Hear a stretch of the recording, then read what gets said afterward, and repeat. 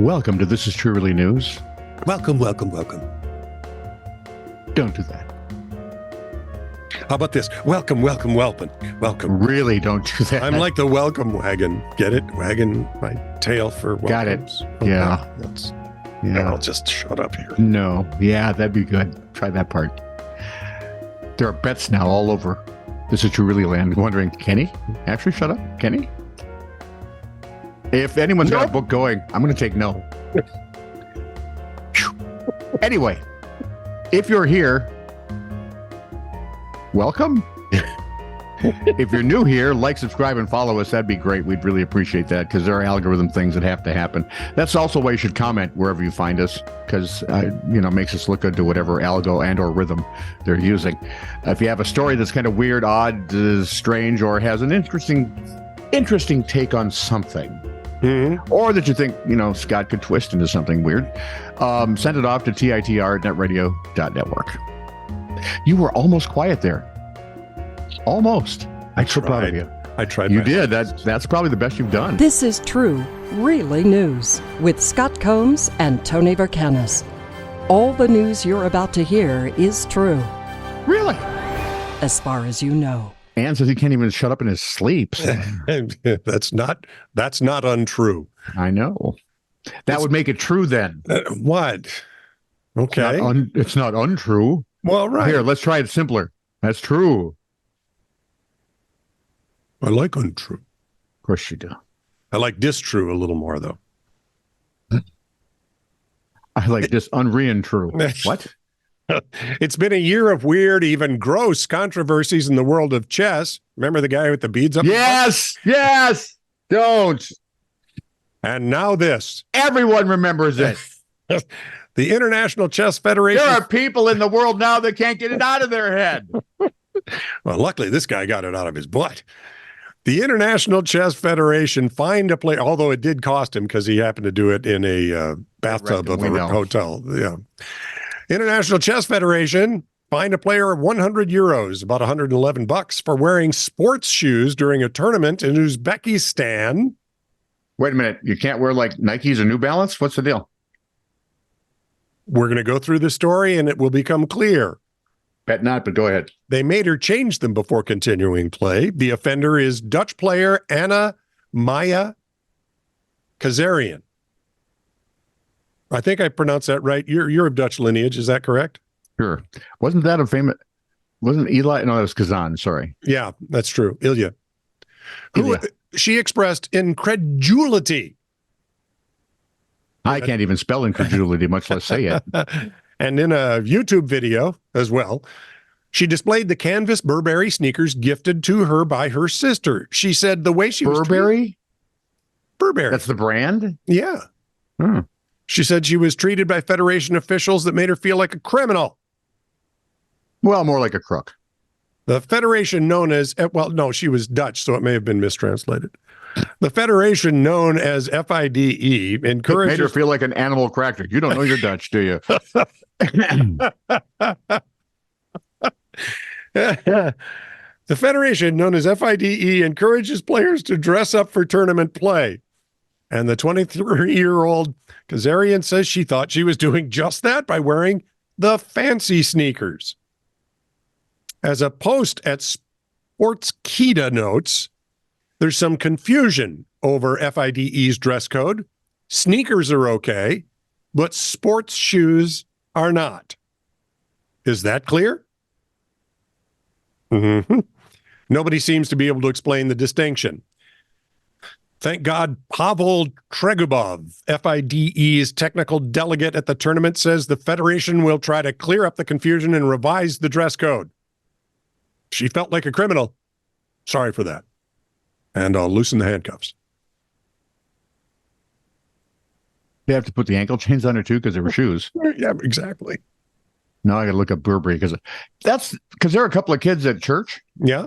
They wear very nice dresses. Yep. Right? Yep. Very well. Hair is gorgeous. Yep. And they have these really cool high tops.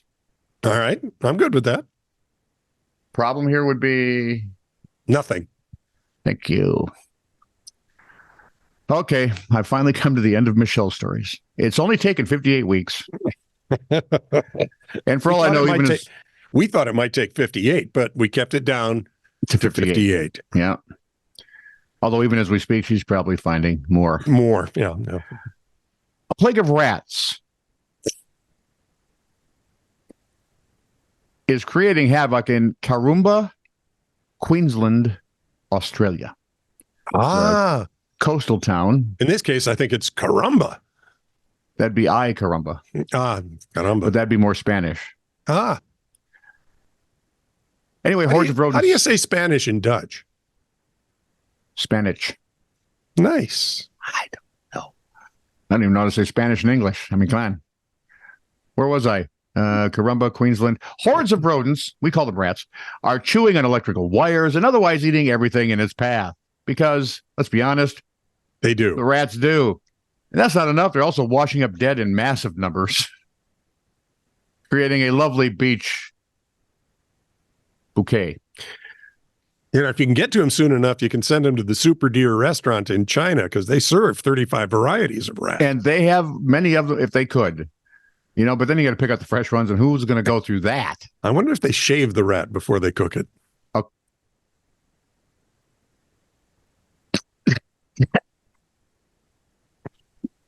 I'm not a cat, and I think I've got a hairball stuck right here.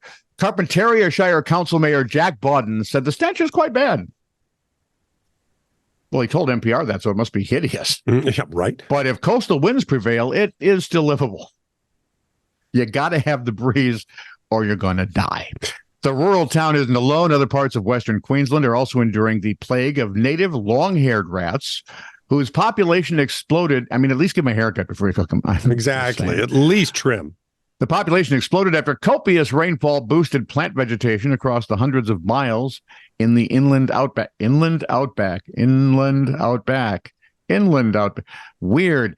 The long-haired, this reminds me of the old panda story. The long-haired rat eats, shoots, and leaves. You can't do that. Yes, I can. I'm a panda. Look it up. And look it up. Oh, eats, shoots, leaves. All right. Then leaves for the north, seeking more food because, I mean, honestly, that's what rats live for. Yeah, exactly. Researcher Emma Gray of the School of Biology and Environmental Science at Queensland University of Tech told NPR, like an army, the mass of rats also has a very effective and, well, literal force multiplier. We call it oogity boogity. Yes, Gray says they can produce 12 young every 3 weeks when conditions are right. So, yes, the rats are busy and busy. It's not unusual for thousands of visitors to descend on Karumba because that's what they are. It's a coastal town. People come for the gray nomads, they call them. So it'd be like Arizona. Oh, okay. Okay. Yeah. Retirees arrive in their campers and their RVs, and they get to watch, you get the gorgeous view of the ocean. You can do some fishing, just kind of lay back and relax. But the alarms were raised earlier this year, back in July, when a Carpentaria official informed the Shire's council that the public have reported an increased number of rats and mice. I believe the mice are probably rat slaves. I've seen the cartoons. Yep.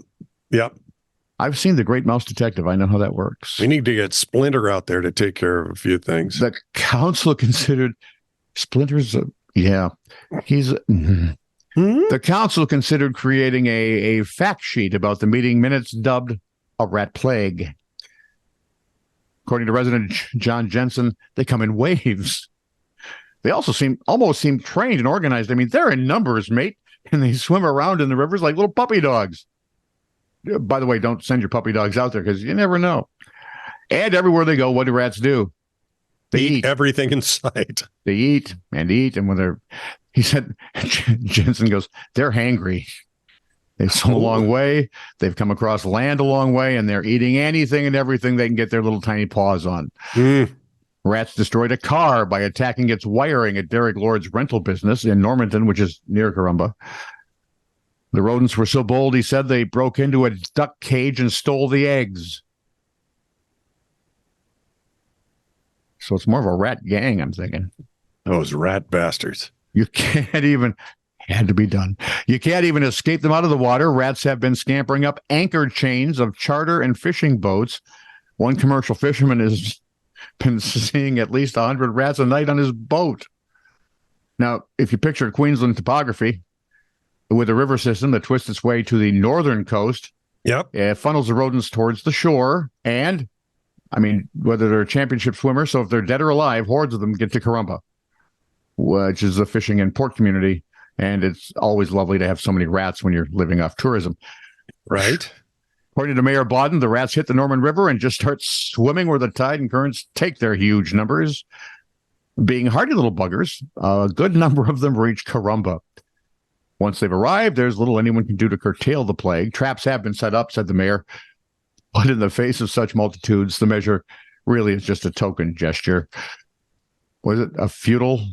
What did they say in Animal Futile House? gesture? Oh, that I Yeah. don't know. It'll come to me long after we're done recording. Okay. The best the government can do, said the mayor, is to sweep bodies of rats away to keep walkways and boat ramps passable. Wouldn't you love that job? Yeah, that's What do you do for a living? I sweep rats. Dead rats.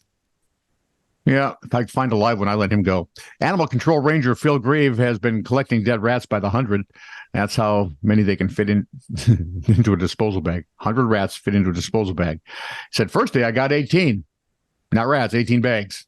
Oh, geez. 1,800 rats. According to Gray, the long-haired rats arrive in cycles. The phenomenon is a natural process, she said, and occurs at irregular intervals ranging from 3 to 17 years because, well, they're rats. They don't really keep a calendar. Oh, so this is kind of a normal thing. It shows up. Yeah. The It last peaks and it goes away. large rat migration, Yeah. according to Gray, was about 12 years ago. But records of them go back, she says, centuries. As quickly as the rats erupt or boom in numbers, Mm-hmm. so too comes the decline or bust.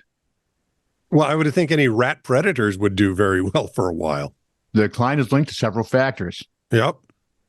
Change to drier conditions, Yep. the ever-popular rat inbreeding, Oh, yeah. disease, because rats are, so cleanly, Mm-hmm. and predators. So, for instance, feral cats get chubby. Predatory birds like left-winged kites, letter-winged. Oh, Sure, the poor right-winged kites are starving. Letter-winged kites, black-shouldered kites, and eastern barn owls if they're not in somebody's tree in the United States. The exactly. long-haired, do you know what the long-haired rat's alternate name is? The Plague beetles. rat. Plague rat. Oh, Yeah. yuck. Bring out your dad. And Even the first, in first Australia. Monty Python reference of the week shows up on See? Friday. Nice. Thank you. The rats count for. Now, this is Australia, right? And we Yeah. all know that there are certain countries that are very. They're not overly conservative. Right. The rat's conservation status, Is it's under the listing least concern. You've done something wrong when you can't even get, a modicum of concern, a tiny bit of concern. No, we don't care. pull out the bird shot and start shooting. Find lots of cats and let them go. This from History Facts. And this is Are these actual facts or are you making these up? nope, this one is true. This is very Really? interesting. Yeah, Disney did it again there. Disney True, really? Yeah, you are so clever. No. Disney devotees may be familiar with the 1958 Donald Duck Christmas special, From All of Us to All of You. No. You don't remember it? Mm-mm. Well, We were Even- born in 58, remember? right. We grew up in 58, probably die in 58, Like, at 100 at the years age old. of 58. Right? Anyway, nobody has seen it as much as your average Swede. The special I first, feel like I should apologize, but you ready? The special first aired in Sweden at 3 p.m. on December 24th, 1959. okay. And celebrating We were a little young and not Swedish, so it's kind of right. And celebrating Christmas Eve with the temperamental waterfowl quickly became one of the country's signature holiday traditions. so it'd be like Charlie Brown Christmas, Yeah, that's How sort the of Grinch stuff. Stole Christmas, It's the Great Rudolph Pumpkin, the Charlie Red-Nosed Brown. Reindeer. Yeah, right. Slaughterhouse 5. Die Hard. It's a Christmas movie. They keep telling me that. Known in Sweden as Kalle Anka och Hans Vanner Oscar Gadjul. I got to ask. Could you translate that? I have no freaking clue. Somebody named Oscar is doing something with Jewel? I don't know. No. Gadjul Okay. is good Christmas or good Yule. Sure? Yes. I know that for a fact. How sure are you? On a scale of 1 to 9. About a Plaid? 2? Maybe a 3? Plaid or paper. Oh, well, if you're at plaid or higher, that's okay. It translates to Donald Duck and his friends wish you a Merry Christmas. The special airs on SVT1, the main public television channel, and is presented by a host playing Walt Disney. It's also slightly different each year, as a contractual obligation requires SVT1 to include a snippet from the Mouse House's latest film. Of course they do. Yeah, right. If you're wondering how Kalle Anka became so popular in the first place, it's partially explained by the fact that Sweden had only 2 TV channels at the time. They're up to 4 now? Who knows? Christmas was the only time. Might be optimistic. Christmas was the only time Swedes could get a dose of Disney. Well, you see what's happening here. see, nowadays, that's not bad. Right. Traditions have a way of sticking, and Kalle Anka is frequently the most watched program of the year. So they 40. have What? generations Yep. who have watched this. Yep. Of course, we have generations and have shared it with our grandkids of Charlie Brown Christmas, Well, I Stole Christmas. I have given gifts of Firefly.